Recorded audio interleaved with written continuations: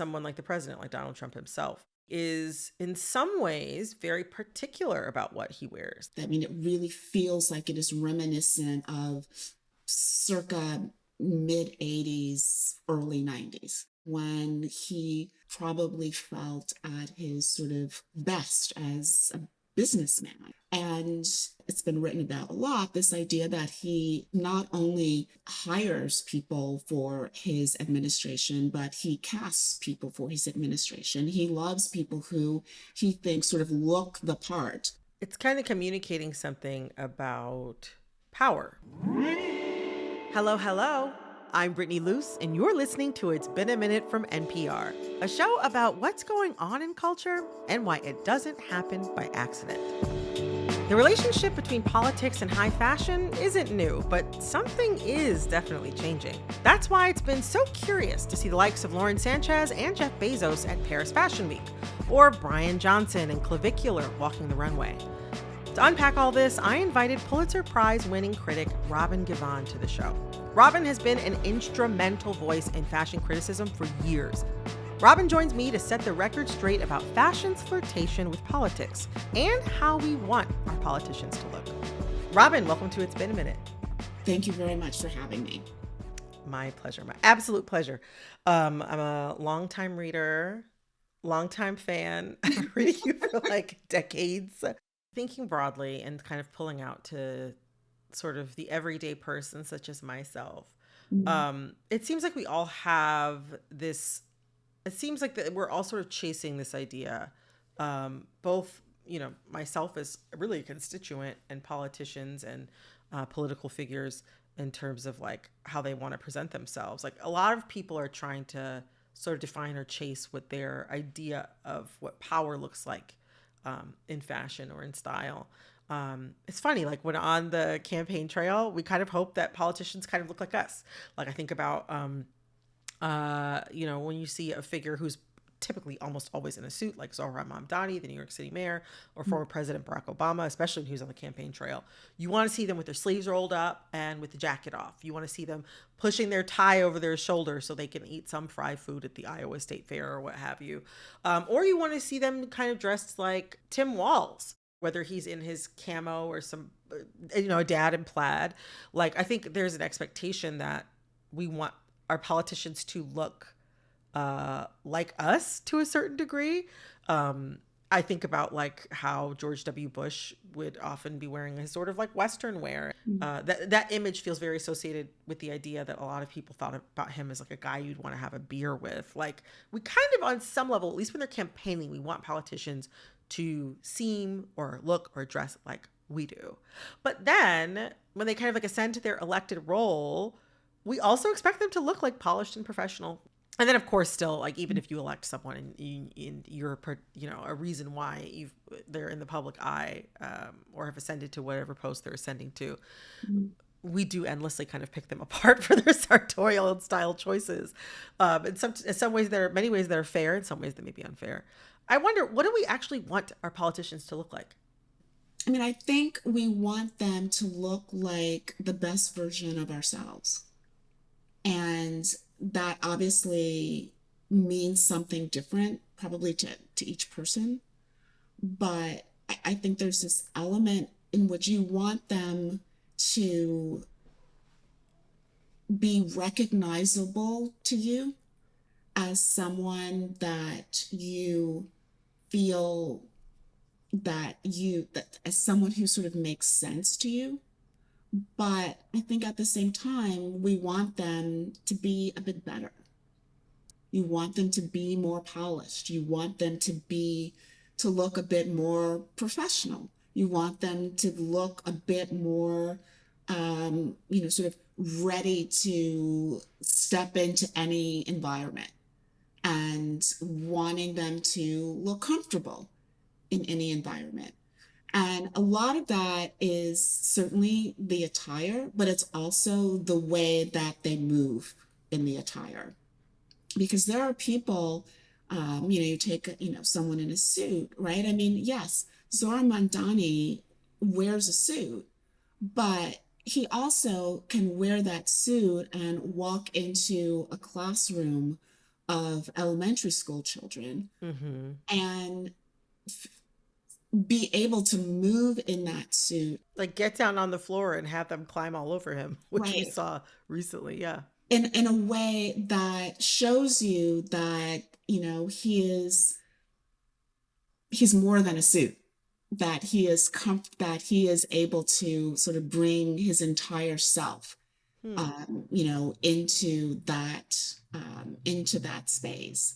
And I think that's sort of the tricky part, that you want someone who carries them in a way, themselves in a way that is a little bit, um, that allows them to stand out in the crowd, but is also comfortable in the crowd. Hmm. Hmm. You have long written about the intersection of politics and style or politics and fashion. I wonder what's a moment in fashion where a political figure wore something or was styled in a way that completely changed their public perception? Honestly, I would say two things immediately popped in my mind. The first one actually was, I believe it was Michelle Obama at the very last state dinner that Hmm. the Obama administration hosted. And she was wearing a Versace rose gold chainmail gown. I remember it. It was an incredibly glamorous gown, but what was really striking was that it was chainmail, which was sort of the Versace, the iconic sort of material that the Versace brand was known for using. And it was this moment when, at least for me, it seemed to be that she had sort of fully leapt into the fashion universe and no longer had even one foot in the universe of sort of first lady fashion. The Mm. second one was Melania Trump and Mm. her I don't really care, do you, coat? Oh, that jacket. Yes. That caused a lot of conversation. It did. And, she was on her way to, I believe, visit children at the border. And what was striking about it is that she has always maintained that the message was meant for the media and her sort of critics in the public space. And even if I think you accept that at face value, I think that someone who is in that position, who decides that that is the way that they want to respond to their critics, Mm. says a lot about their ability to be specific in who it is that they want to respond to versus just kind of spraying anyone within like eye distance with their sort of anger and frustration. Hmm. Hmm. Those are both two very, very memorable moments in very different ways. And they kind of represent, I think, some of the, I guess, like two poles of sort of political thought or even approach to political dressing that we're going to get into today. I mean, I have to say, like, more recently, it feels like some key figures in American fashion have become more interested in those on the right, or at least those who seem to be leaning more politically conservative. But specifically, I'm thinking about Anna Wintour. Photos from Lauren Sanchez and Jeff Bezos' wedding, graced one of Wintour's last covers as editor in chief of Vogue magazine. And, I should still mention that she is still the global editorial director of American Vogue. But to my memory, at least in like the last 15 to 20 years since I have been paying a lot of attention to fashion and how it kind of mingles with politics, at least in America. Much of the American fashion industry seems to have kind of flocked toward or aligned themselves with Democratic politicians. I'm wondering if that rings true for you as somebody who's followed that really closely. And I wonder traditionally, what has that relationship kind of look like? You know, I, it's funny. I think there is this perception that they've always leaned towards Democratic politicians. And but but in some ways I would say that they have leaned more towards um, liberal ideas and Hmm. progressive ideas. But Yeah. when it came to really sort of dressing and responding to sort of the players on both sides of the aisle, I mean, I would say that they were relatively sort of balanced in that approach. There was little judgment. I mean, the first thing that comes to mind for me is the late Oscar de la Renta, right? I mean, he was That is who popped in my mind because he dressed Hillary Clinton and Laura Bush to my memory. exactly. I mean, he was someone who was really kind of known for dressing first ladies, and he happily dressed first ladies of both parties. Hmm. When I think about the some of the politicians who have appeared in, you know, you were talking about Anna Wintour in American Vogue, you know, they have included Cindy McCain Hmm. and Condoleezza Rice, and Hmm. obviously, you know, Hillary Clinton and Michelle Obama. So it hasn't really been this kind of party divide. It has, I think, the ideals and sort of the policies that the individuals in the industry lean towards tend to be those that are more accepted by and promoted by the Democratic Party. Hmm. But when it comes to sort of celebrating the politicians, or at least being interested in the politicians that are out there, they've been interested in both of them. I think it's only recently that we've seen that kind of tension. Yeah, I mean, you're absolutely right. Like, I do want to say though, it is notable that like, while Melania Trump has been on the cover of American Vogue, this was before she was a sitting first lady. Since she's been a sitting first lady, she has not been on the cover of Vogue magazine. Before she was on the cover, I believe, with Donald Trump back in the 2000s when they got married. This is Well, back he when I wasn't was on the cover. She was on the he cover. wasn't on the cover, but she was on the cover. Yes, yes, yes. But the feature was about like them getting married. Even though I think pretty much every sitting first lady, at least to my memory, since at least Hillary Clinton, Mhm. has been on the cover of Vogue magazine during her husband's tenure. It does feel notable that Melania Trump has not been on the cover at any point in either of the two Trump administrations. And I suspect that part of that at least has to do with and I think this is something important to mention that like Anna Wintour is a long time and prominent um, like supporter and fundraiser for Democratic politicians at least, and she's maintained long time relationships with the Clintons and the Bidens and the Obamas. Um, Mhm. I think that also kind of is at play here too. This kind of like absence of Melania during like it does feel like to me at least maybe that could be an indicator that something has changed. Well, you know, the history of Vogue with first ladies has always been that they have always typically been photographed for the magazine, but they've Mm-hmm. not always been on the cover.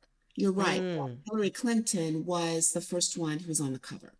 She was on the cover, I believe, sort of in the aftermath of the Monica Lewinsky, Bill Clinton um, kerfuffle. Uh, Yeah.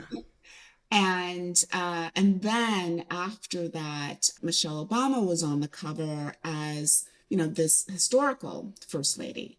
I think because of that and because of the real sort of resonance that both of those covers had, it sort of seemed like, okay, now we're kind of in this tradition that first ladies are on the cover. But I remember Laura Bush being photographed for Vogue, and she was wearing Oscar de la Renta, and Yeah. and she wasn't on the cover, but She wasn't on the cover. she was in the magazine.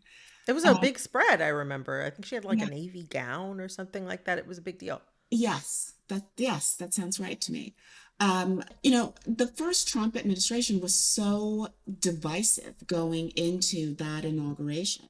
And you'll recall that there was a huge debate among designers about whether or not they would quote unquote dress Dress. Melania. Yeah, the first lady, I remember.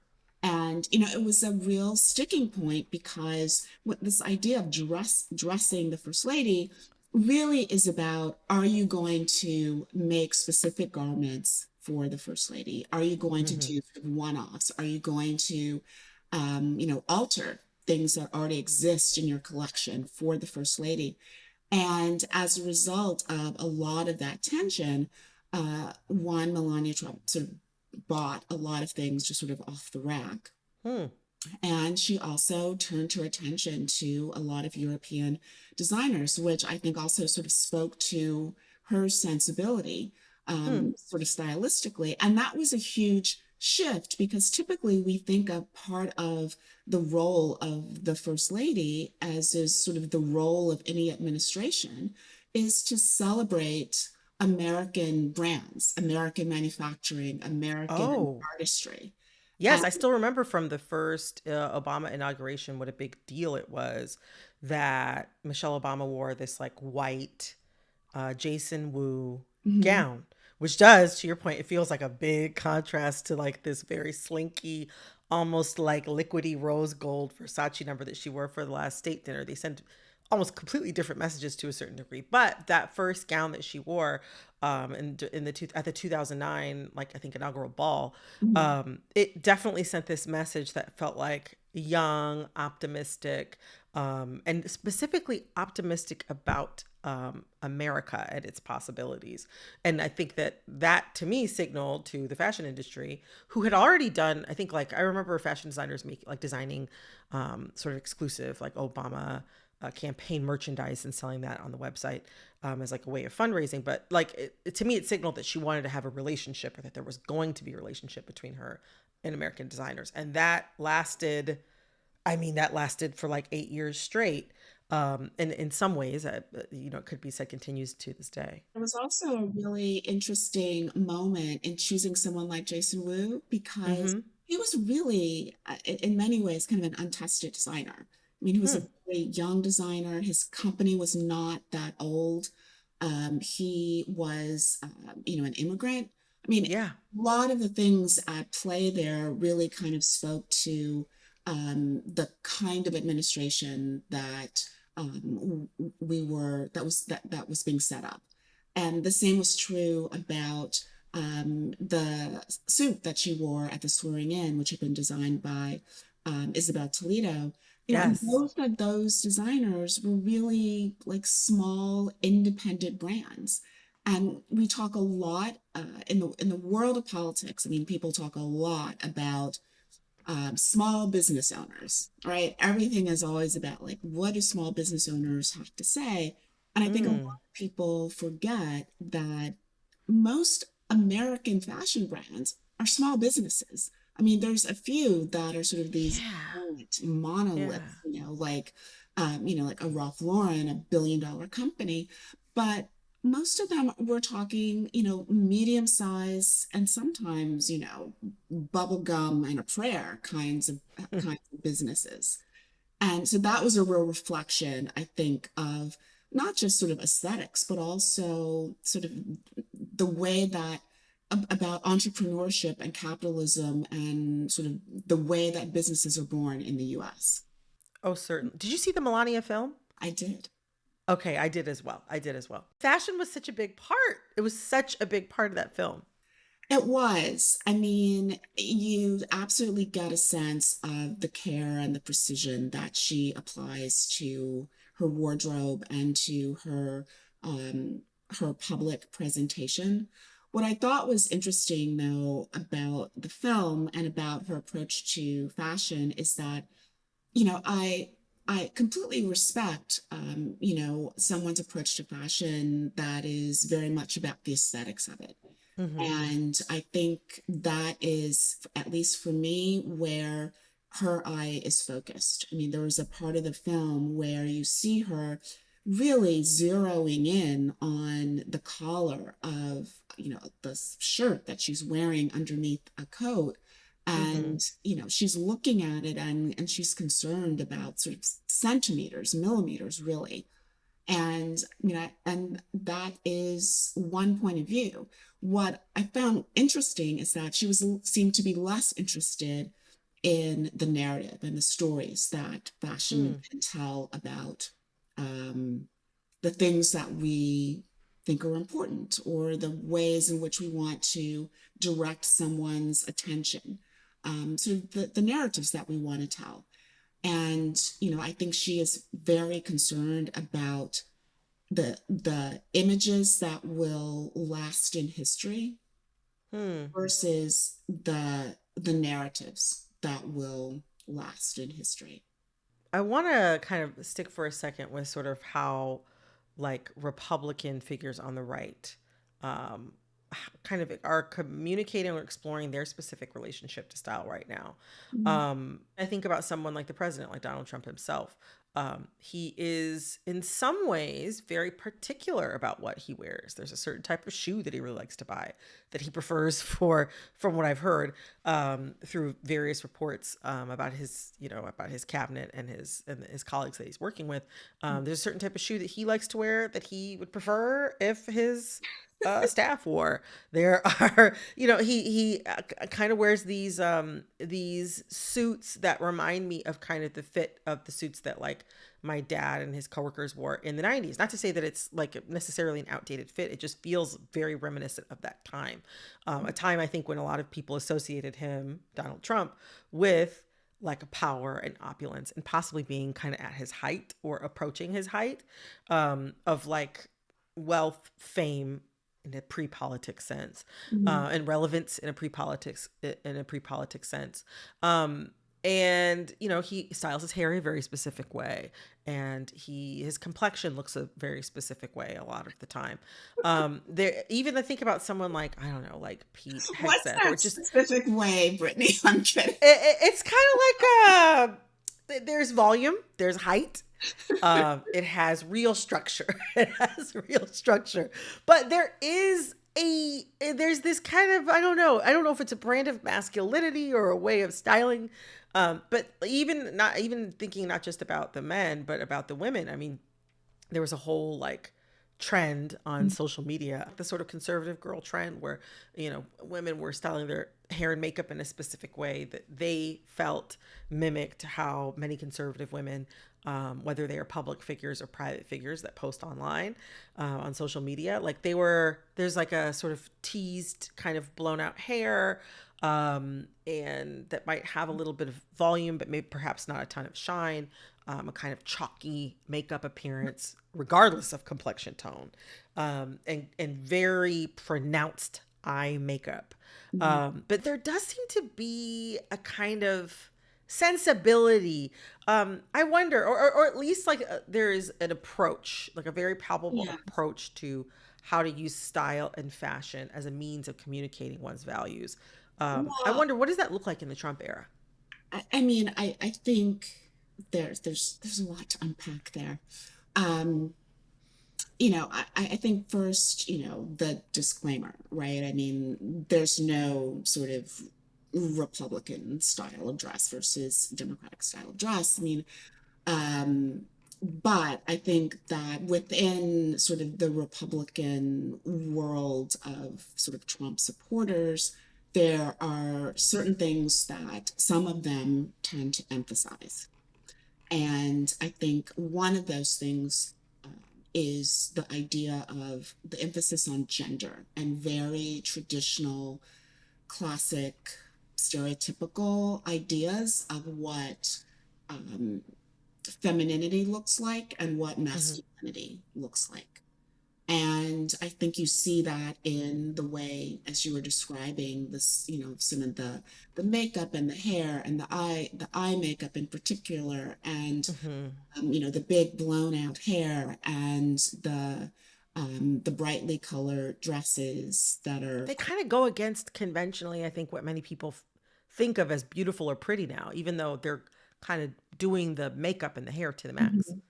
Well, I mean, I think it's leaning into a very sort of stereotypical, um, you could say conservative, old-fashioned a little bit, um, notion of what femininity looks like, and it's very different from the way that sort of fashion has been presenting gender in recent years, which is this idea that it's much more malleable. You're really borrowing, and there's this sort of continuum, as opposed to these two separate poles. And I think you see it in the way that masculinity is presented as well. In Hmm. with people like Hegseth and RFK Jr. and their like strange pull-up competitions and things like that. Oh, right. Or how Um, Avcre Jr. is working out in jeans, which is like are famously not comfortable to work I out mean, in, but honestly, there's I have never met anyone on the planet who works out in jeans, but to each their own. And then, and I think you also have a president in Trump who, it's been written about a lot, this idea that he, not only, sort of hires people for his administration, but he casts people for his administration. He loves people who he thinks sort of look the part of whatever sort of role it is that hmm. he's filling. And so he wants his he people related to like the military to look like these sort of beefy, muscular superhero kinds of figures. He wants them to look tough. He likes guys, who have like full heads of silvery hair because like all of these things where he talks about like straight out of central casting. And so I think that really comes into play when you think about the people who have been very prominent in his administration, someone like, the dearly departed Kristi Noem, Hmm. and the way that she presented herself, with, sort of these like playing a character, putting on like the ice vests and putting on like the cowboy hats and Mm. like all of these things that were very much sort of playing, using fashion as kind of costuming. And then I would also just add, Yeah. like you mentioned, Trump's hair and like the makeup and all of that. And, there is sort of this old adage that people tend to sort of stick with a look, as they get older Hmm. that reminds them of when they felt at their best, at their most prime. And so I think when you look at the way that Trump comports himself, dresses himself, it is as you're correct. I mean, it really feels like it is reminiscent of circa mid 80s, early 90s, Mm. when he probably felt at his sort of best as a businessman, as a man about town in New York, as the king of New York. And he has continued to to style himself in that same way, regardless of changing times, regardless of his own sort of changing, like his body changing, his hair changing, all of that. I mean, it is still that look. That is such a good point. I mean, it's kind of communicating something about power, really. What maybe he thinks power looks like when he felt perhaps at his most powerful, and how he recognizes power in other people, which, I mean, Well, I think it's a combination of sort of recognizing power, recognizing, having a particular view of what importance looks like, hmm, having a particular view of what beauty looks like, sure. having a particular view of, how he wants the people around him to reflect his sensibility, even though, you know, the hardest person for anyone to really have a clear view of often is themselves.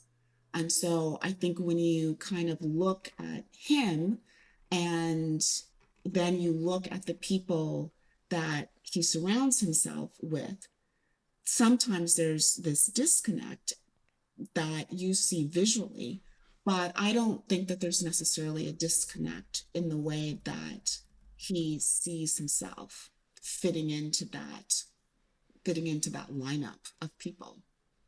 Hmm. Really?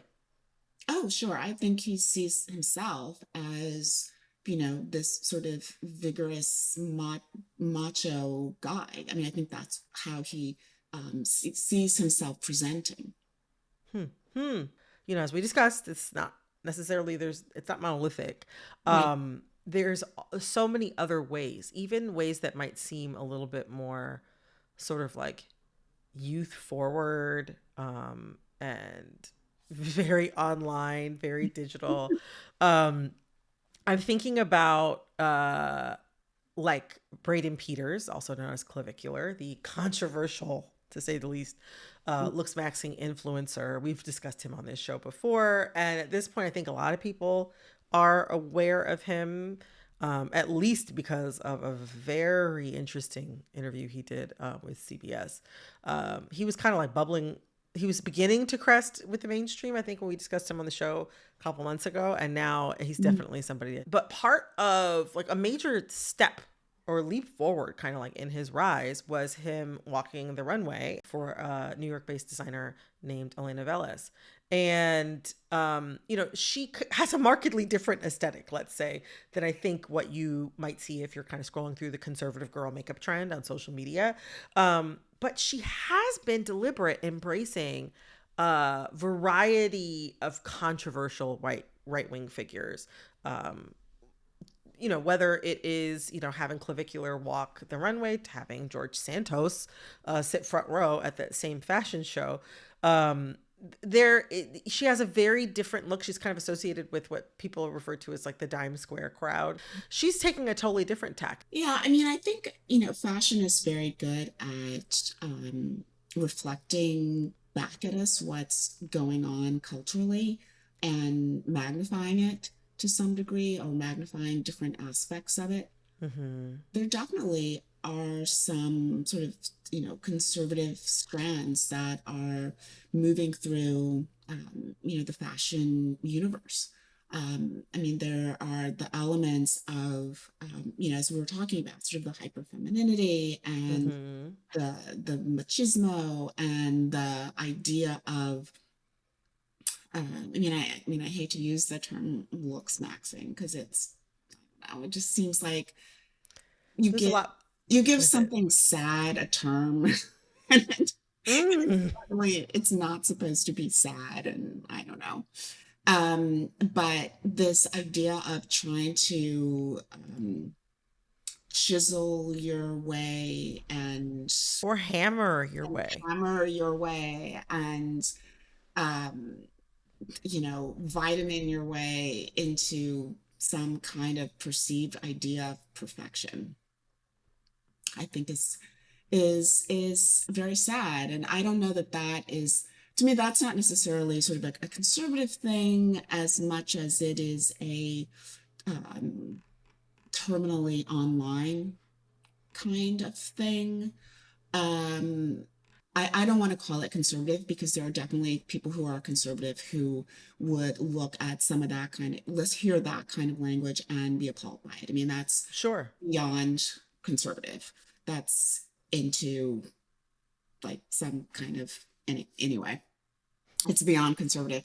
And yeah, I mean, there definitely is this element of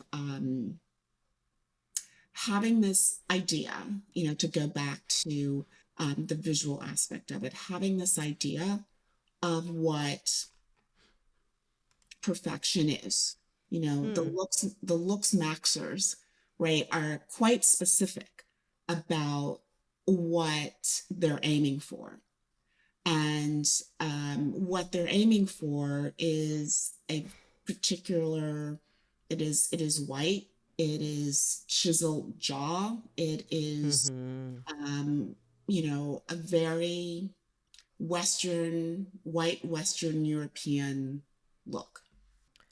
It's interesting that you pull on that thread of like, at the end of the day, there is this kind of vein of perfectionism, or like sort of what perfect beauty or perfect masculinity, or perfect expression of femininity or whatever, um, what that looks like. Mhm. And in some ways, that does kind of line up with how some people formulate their conservative politics.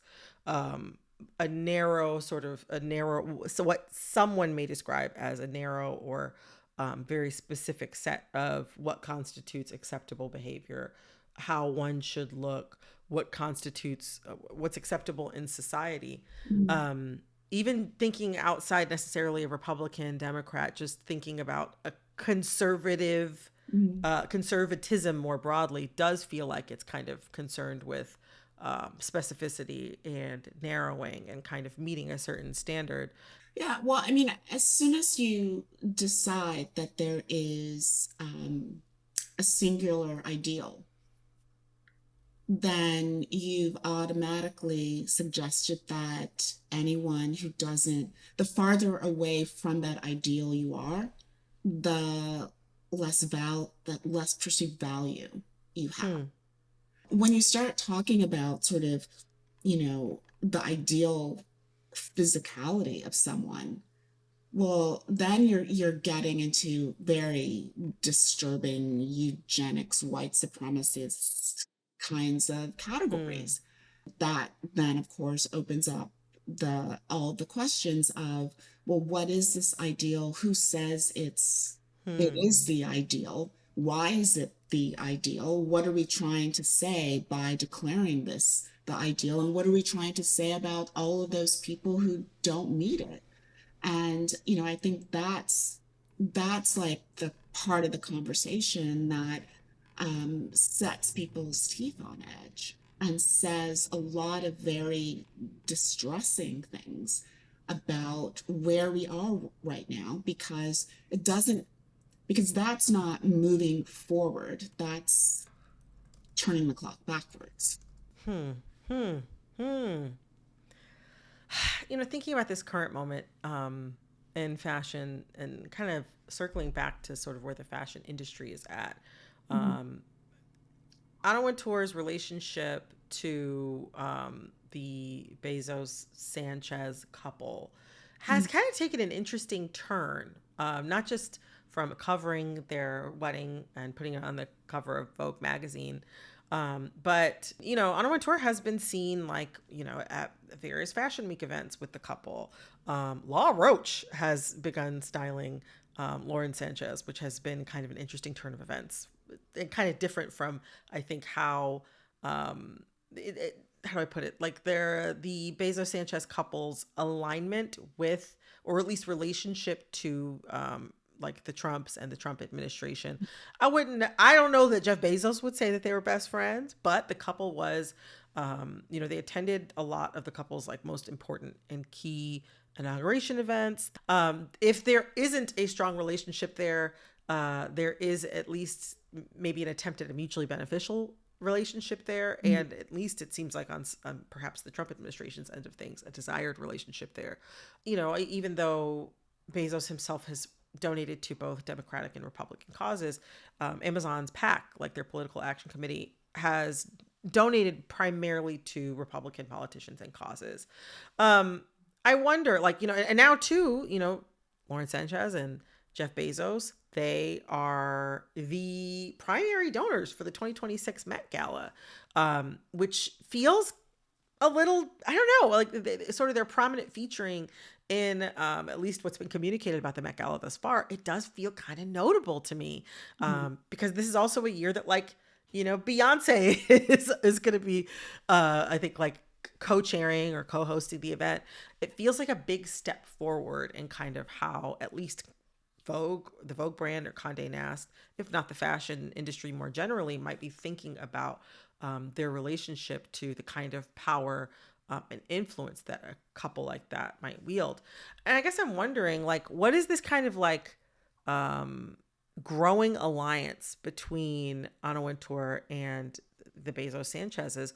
What might it tell us about fashion's current or even desired relationship to power?